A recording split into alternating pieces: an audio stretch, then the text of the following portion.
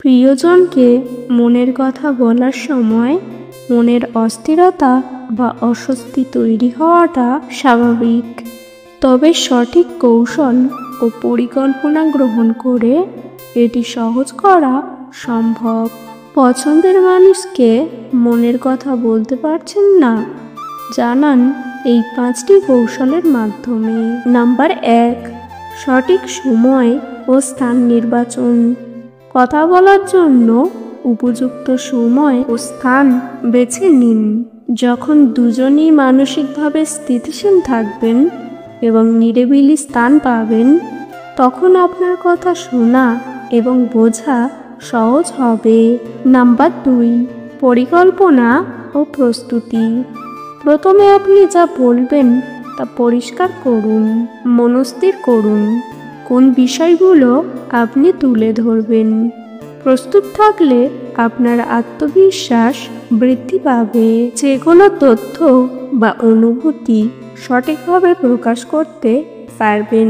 Number 3, স্পষ্ট ও সৎভাবে কথা বলুন। আপনার অনুভূতি এবং মনের কথা স্পষ্ট ও সৎভাবে বলুন। সত্য কথা বলুন এবং ইঙ্গিতে বা ঘুরিয়ে কোনো কথা বলবেন না। এতে আপনার প্রকৃত অনুভূতি সঠিকভাবে প্রকাশ পাবে। নাম্বার 4, ধৈর্যশীল থাকুন ও শ্রবণ করুন। কথা বলার সময় ধৈর্য ধরে কথা বলুন এবং অপরপক্ষের কথা মনোযোগ সহকারে শুনুন। আপনার কথা শেষ হওয়ার পর তার প্রতিক্রিয়া জানতে চান। এই প্রক্রিয়ার মাধ্যমে আপনি সহজেই তার মতামত জানতে পারবেন এবং সমাধান খুঁজে পাবেন। নাম্বার 5, ইতিবাচক মানসিকতা ধরে রাখুন।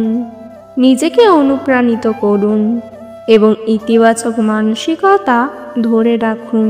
নিজেকে মনে করিয়ে দিন যে আপনি যা বলছেন তা আপনার মনের প্রয়োজন এবং তা বলা আপনার প্রতি সৎ থাকা।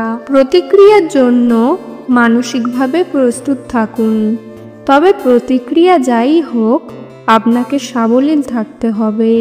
এই 5টি কৌশল মেনে চললে আপনার প্রিয়জনকে মনের কথা বলার প্রক্রিয়াটি সহজ এবং সফল হবে।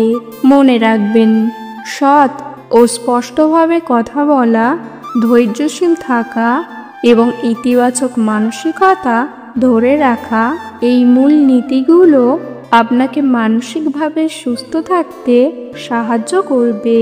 আজকের ভিডিও এই পর্যন্ত। ভিডিও ভালো লাগলে অবশ্যই একটি লাইক দেবেন। চ্যানেলে নতুন হলে চ্যানেলটিকে সাবস্ক্রাইব করতে ভুলবেন না। ভিডিওটি সম্পূর্ণ দেখার জন্য ধন্যবাদ।